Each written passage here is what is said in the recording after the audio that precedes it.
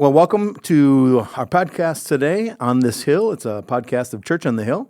And my typical partner, Jason Treadwell, is not here today. He's actually in Mexico. Mm-hmm. They're building houses, and they're with a team of 50-plus people, and I hope he's well, and he has all of his fingers when he gets back.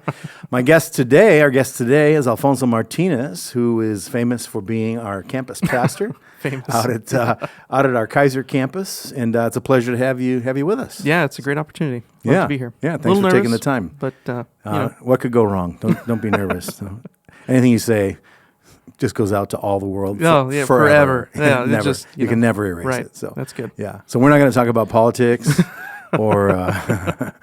But tell us a little bit about yourself. Like, how did you get to Church on the Hill? Yeah. How long you been in ministry, and why? Why are you doing such a tough job as being a pastor? Yeah, so I've been working at Church on the Hill for about I think it's about 6 or 7 years, and then actually started in maintenance. I didn't start as a pastor on our pastoral team at all. Jesus was a carpenter. And I don't know nothing about carpentry, so it was That's why we took you out of maintenance. It was a lot of grace. It was a lot of grace with that, but it was an opportunity to serve the church in a different way, and I was coming out of YWAM, and I had a bank job previous. YWAM is Youth with a Mission. Yeah. Okay, maybe someone listening that doesn't know. So so I had a DTS, a discipleship training school that I came out of, and I was looking to get back into my bank job, and my position was gone, and so I was like, well, I need a position somewhere, and you guys were hiring, so I stumbled into that, and then it was one of those things that I was interested in ministry, but I didn't know that there would ever be an opportunity. And then came on as the middle school youth pastor. I did that for 3 years. 3 years, middle school youth working pastor. With middle schoolers. Yeah, at our Kaiser campus. So that was pioneering that ministry. At our Kaiser campus. There had not been a youth ministry specific for that campus.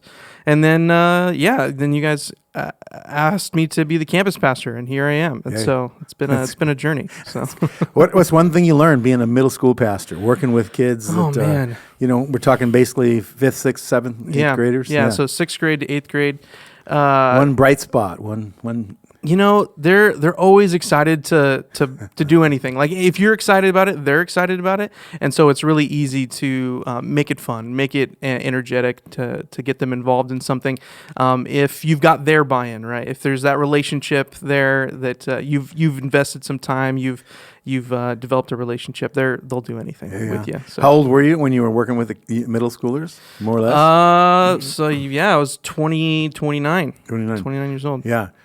What would have happened, I'm just wondering, you or anybody listening today, if you would have had a 29-year-old adult in your life when you were in middle school who was mature, who was some measure of wisdom, who loved you, cared for you, met with you on a regular basis, would your life have been different in middle school? 100%. So I grew up in a semi-Christian home. So my mom was following Jesus, my dad not so much. And so there was this odd tension at home where Jesus was there, but not necessarily at the front. And so that type of relationship, someone who would be investing in my life and spending time with me could have cultivated that and really helped me make or help me not make some big mistakes, because you can make big mistakes pretty early in your life. And so I think that would have changed my trajectory even through high school and up through college a little bit. But I didn't really start following Jesus until my junior year of high school. And so What brought that change? Crisis. Not really having that influence in my life, was living the way of the world. We moved up to Oregon when I was 10 years old, and my dad wasn't around. And so it led me to kind of try to figure out life on my own. And I got into relationships early, and that led into some really poor decisions that I was making. I thought I was going to be a dad in high school at one point. And so I had a friend who was a Christian, and he was like, hey, why don't you come to church with me? And I was in this place where I was like, I don't really know what I'm doing, but the decisions I'm making aren't working out very well. And I was like, sure. I need some sort of answer or heading or direction. And so it sounds like you basically were in high school over a decade and a half ago, more or less, right? You're in your early 30s now. Yeah. And what you're describing is a young man in high school who was alone. and around you were friends, but it doesn't sound like they were healthy friends or healthy relationships. Some were not, for sure. Yeah. And so here we are, whatever, 15 years later. Do you think what we're talking about is even more critical now of a young person having a healthy adult in their life that speaks some kind of wisdom or stability or 100% identity and so forth? Yeah. So with the amount of media that we have, social media in particular, social media was a new thing when I was growing up, and we thought that this was the new way to socialize, the new way to make friends, the new way to like connect with people. And I think new frontier. Yeah. And so now I think we understand the effect of what that could mean on people as far as, it's not really going to be fulfilling. You're going to spend time on social media and it's not actually going to mean anything. You don't actually have friends, and it actually creates more platforms for bullies and people to pressure you into things that you're not ready for. So in this day and age, it is even more crucial for there to be an adult figure, a mentor, parents to be impacting the youth and giving them some really good advice and direction in the decisions that they're making. Yeah. So we're going to talk about that a little bit more. We'll circle back to that idea. But part of what you're involved with and part of what the ministry out there in the Kaiser campus does is recovery ministry. Yeah. So talk about that. What does that look like from our standpoint, or for somebody that's interested in coming out of maybe addictions or whatever that looks like? So it's a program called The Most Excellent Way. And it's a Christian-based ministry. So there are other recovery systems that maybe they use some sort of higher power, but we are openly saying no, not just any higher power, but this is God. It's Jesus that's going to change your life. And this is a program where it walks through the Beatitudes in the Sermon on the Mount, and out of that come 10. Ways of victorious living, where we can focus on those things, and through the power of God, through the power of God's word, it can change our hearts, our minds, our souls, our addictions, our wants, our desires, and turn them into a victorious way to live. Yeah. So what your guys' role as leaders is to kind of what we were talking about, come alongside people who find themselves stuck or trapped in various sorts of addictive behaviors, right? Yeah, and so, I mean... What does that look like when you come alongside of them? So they come in various different states, right? Because everybody, maybe they need to go to rehab. Yeah, they're on the spectrum, so to speak. So it's us coming alongside them and just having accountability, like how are you doing? Are you doing okay? But also, what does the word say about the way that we're living our life? Because if we do it on our own, we usually make mistakes. We usually fall off the path, but the word is going to give us a clear path to restoration of our soul, restoration of our mind, and then ultimately restoration of our eternal life. So, yeah. We were talking the other day in a meeting, and you shared a kind of a anecdotal story about a person who was in the group, because different people were sharing about different addictions. Yeah. But this person said, my addiction is what? Myself. My addiction is myself. So, I mean... I thought we're supposed to just love ourselves. I mean, that to a point. But, if all of you are about is yourself, that can be addicting, right? It's self-serving. You continue like, it's all about me. What do I need? What do I need to do to make myself better or look better or be perceived better? And like, that was eye-opening for me because, we think of addiction in terms of some kind of substance or something like that. But drugs, alcohol. This was none of those. It was just myself. And so I think that's super relatable, because we can take the word addiction and we could just kind of, really what we're saying is idolatry. Anything that is idolatry could be an addiction because it's something that you're raising above the level of God.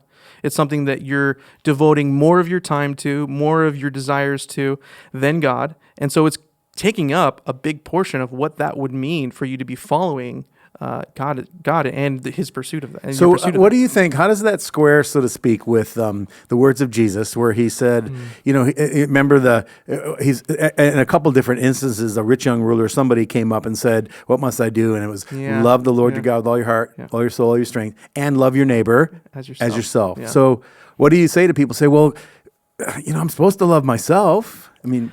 Right. Yeah. I mean, I would say you're not just supposed to love yourself. I don't think Jesus would say, oh, you're supposed to love yourself and that's it. Period. Yeah, you're supposed to, I think, through loving other people, you'll actually love yourself. Yeah. It's more fulfilling, and actually our purpose in life in giving glory to God, to me serving someone else, and then giving God the glory through those things. And it would seem that everything in our culture works against that. Oh, right? 100%. Everything in our culture says me first. Mm-hmm. You deserve a break today. Yep. Customers king.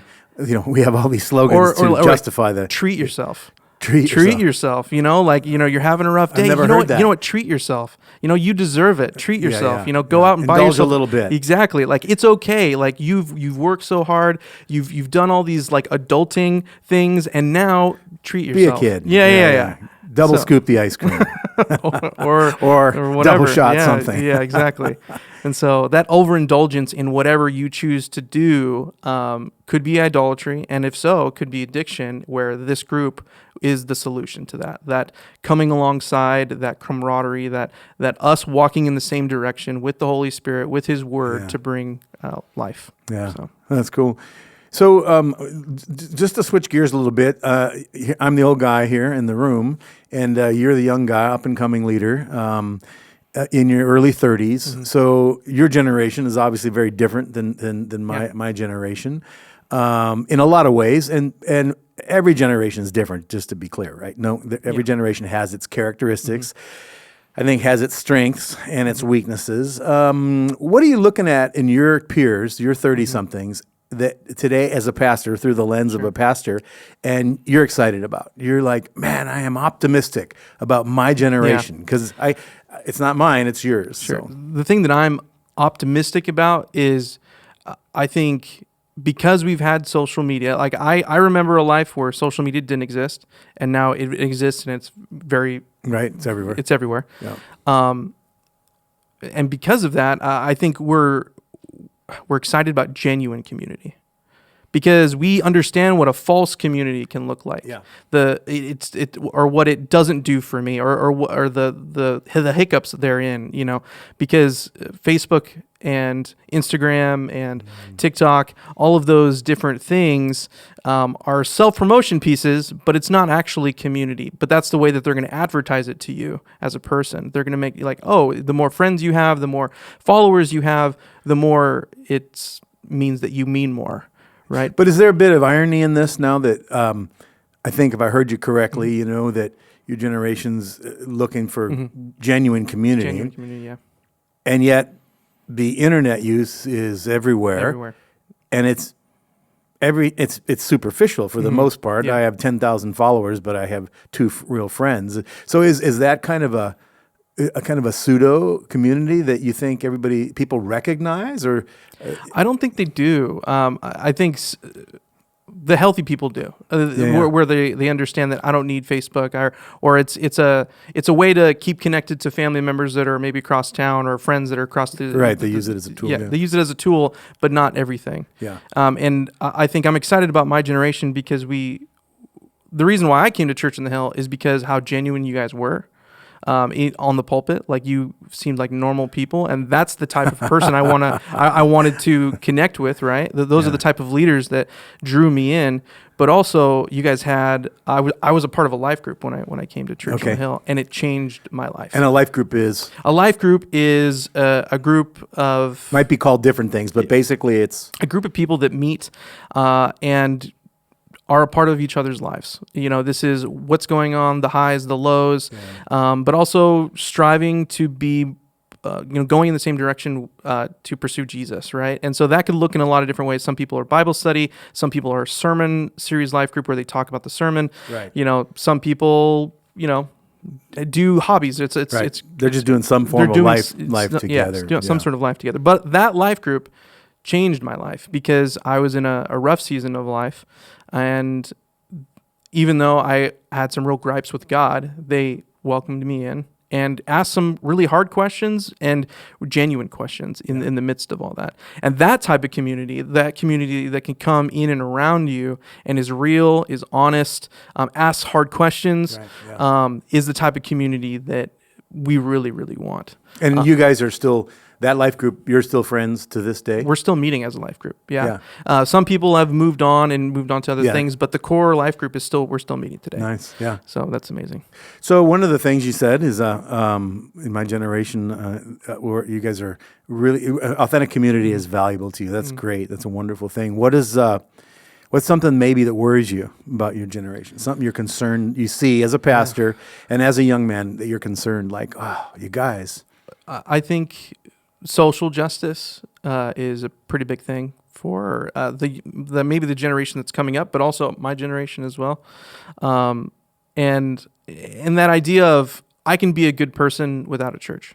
Why do I need God to be a good person?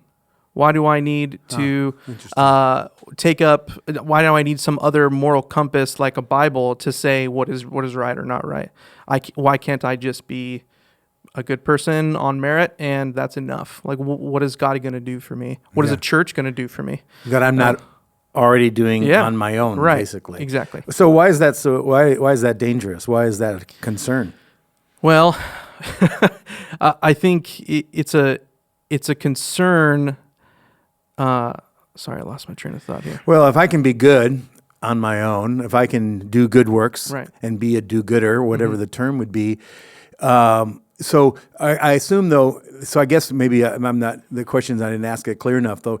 In your generation, there are believers, followers of Jesus, and maybe non-believers. Yeah. So I assume you're talking about people that are okay without faith in the Bible or faith in Jesus. Right. But they just want to be good people and do good things and bring change to the world. And isn't that enough? Yeah. Isn't that enough? Yeah. So what about the people? So we hear reports over the last 2 or 3 years, coming out of the pandemic primarily, of people leaving the church, and primarily the younger generation, your generation, saying, you know what?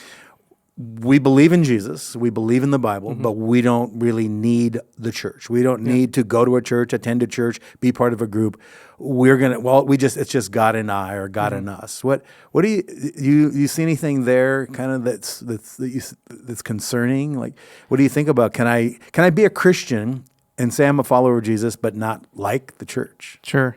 I think I've heard a lot of people say, like, hey, I'm a Christian, but I'm not going to do the church thing. I don't do the church thing. I don't do the church thing. I'm okay. I actually remember, hearing that from one of my friends in high school.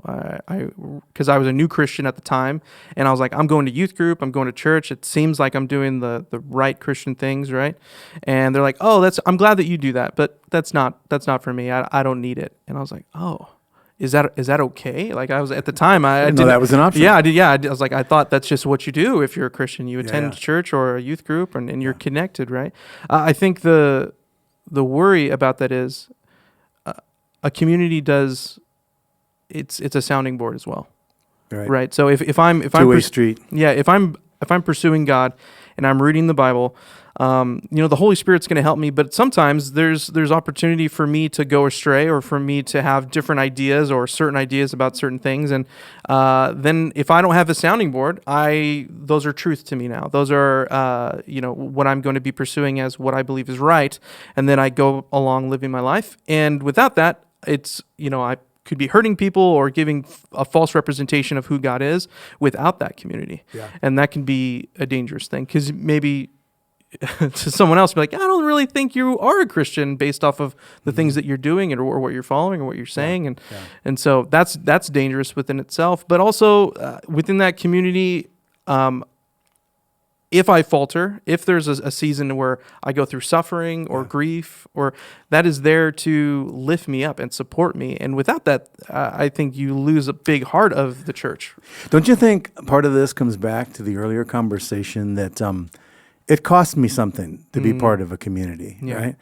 Now, we understand, you and I, we get it, that the definition of church can be a broad definition of what people think church is.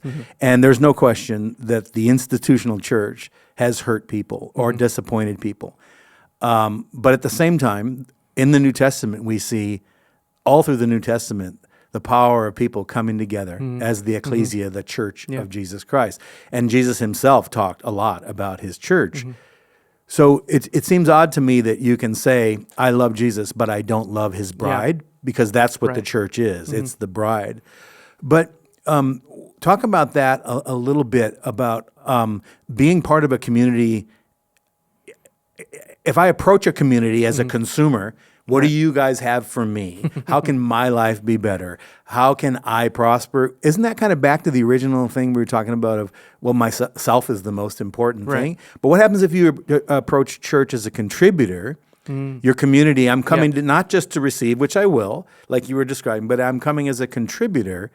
What does that cost you sometimes to be part of a community? Well, it can cost you everything. I'm out. What I love is the early church in the Acts church. They gave they were selling their property. They were giving everything to the church to facilitate other people being taken care of. And that's a beautiful thing. They were serving of their self, of their finances, of their time to give to a community that they wanted to see rise up and to prosper. And that's a beautiful thing. But now, in the practical sense, in 2023, what does that mean for me now? Wait, you're saying I got to give of, my money and my time. Like, those are, I can give maybe some money, but time, that's too valuable for me. Right. And so, but the thing is, when you spend that time, when you give of those things, it fulfills what you were created to do, whether people believe that or not. Created to, we use a term in Christianity, right, called serving God. Well, I'm serving God. Yeah. But part of serving God, we're doing a series this month, Family Month. Yeah. Love God, love your neighbor. So part of serving God is actually serving my neighbor, right? Do you think that it's possible that this conversation right now reminds me of this quote by Chesterton, a century or more ago, where he said, Christianity hasn't been tried and found wanting. It's been found difficult and left untried. So do you think that there are people, and again, this could be anybody, any generation, that says, basically, well, I tried church and it didn't work for me, but do you think they maybe didn't try the real thing? They tried some pseudo community. They tried just maybe church attendance and didn't get anything out of it, so they left, or they maybe were raised in a church and they were disappointed with the way it evolved or didn't evolve. Do you think some of that's kind of a smokescreen for a deeper issue? I would totally agree, because no church is going to be perfect, because it's made of broken people. So every church is going to have its positive, it's going to have its negatives. And so when people go in with maybe that consumer mentality, they might enter into a church and, they didn't have the coffee I like. Yeah. And then I'm out. That's not real creamer. I'm leaving. Yeah. Or maybe it's the worship team, or maybe it's the there's something you're going to find. Yeah. But so people keep trying to find that perfect church. Newsflash, you're never going to find that perfect church. But the longer you can stay in a community and really serve in that community and get to know that community, that means they get to know you too. And that's dangerous, right? For me, because as soon as I become known, truly known, right? Then people can then speak to maybe my shortcomings, or where they really feel like I can grow. Like, hey, you're doing a lot of these good things, but I feel like you could really go to this next level, or this other opportunity, or for this potential that you have. Isn't that interesting? In that respect, what you're saying, then, church is kind of a deliberate. The church of the Bible that we see, the church, the true community, is a deliberate decision to know and be known in a community of believers, and to stay there no matter what, to stick it out, even when it's, because there's times where it's going to be wonderful and comfortable, and there's going to be times where it's going to be not so wonderful and uncomfortable. But isn't that kind of like a marriage? How many years have you been married? Just recently married? 3 years. So we actually got married in the middle of COVID. Wow. Yeah, COVID wedding. Little under the radar. It was. But you didn't get arrested. Nobody was arrested. Yeah. But so 3 years of marriage, isn't kind of being in a community of believers kind of like being in a marriage? Aren't there some similarities? Yeah. I mean, my wife and I, if we just kept it surface level, that would be a terrible marriage, right? But the fact that we're living together, we know each other so well, we've really invested the time. I truly know my wife, Hunter, and she truly knows me, which means when Alfonso is maybe not living his best self, maybe choosing to live for himself as opposed to living for God, or you're having a moment. Yeah, I'm having a moment. She can then be like, "Hey, dummy, Honey dummy. Yeah. What are you doing? Yeah. Like, well, why are you choosing to live that way? Where's this Why coming from? don't you come back to where you should be? Yeah, you know, yeah. remember when, or I used to see you as, or how about we work towards, you know, a lot of those loving but truth words mixed together, you know, helping me and us to be better. And the same thing goes for that community. Do you right? think that shaping that you're describing would have happened or could have happened if you hadn't gotten married? I mean, maybe not, but I mean, I think back to Paul, and he didn't have a wife, but he did have genuine community. Yeah. He was so involved and That's good. invested in a community that knew him. And because, you know, he said, I'm the chief sinner, you know, and he would, even in his letters, you see the people that he thanked and had a really good relationship with. I'm so blessed by, you know, so he was doing genuine community without that person, but he was willing to like open up and be like, this is the true Paul. Yeah. This is the true me. Knowing, being known, iron sharpening iron. Yeah. I heard one of the things I often say when I'm doing premarital coaching or whatever is that marriage is your best and last chance to grow up. Because there's something about a deliberate decision to make a commitment and stick with it that's life-changing, right? 100%. Now, again, this isn't to cast shade on anybody that it hasn't worked. We realize there's a wide range of circumstances. But in general, the idea, the concept of I'm going to enter into a relationship, whether that be a marriage, whether that be a community or a life group that you're describing, it's going to cost me something. Yeah. I'm gonna lay part of my life down, part of my time down, part of my resources for the good, the greater good of the community. And isn't that kind of what makes up an entire society to some degree? I mean, it makes the foundation for a democracy. It plays into a whole bunch of other family, other institutions, and so forth. Yeah, and it's not just you making that decision, right? It's you and that other person making that decision. And I'm divorced. I've been divorced one time, and so I chose someone who and I made that decision to be fully in, and I chose wrong because they didn't choose to make that decision. To You be weren't on the fully same in. page? Right? To be through thick and thin, whatever's going to happen, we're going to ride this out together, you know. And so I think sometimes you get conflicts with churches or communities that like. Maybe they weren't there for me when I needed them, or things like that. But it's not just you making that decision, but finding a community, finding that person that's willing to make that commitment to you too. Right? Yeah, 3 years. 3 years. So far, so good. So far, so good. We got a little girl. Her name's Willow. She's 5.5 months, and she's a joy. Are you getting any sleep? I am. My wife, bless her, she's the best. She's awesome, but she's getting a little less sleep feeding the baby. Yeah. God bless moms. Yeah, They're amazing. awesome.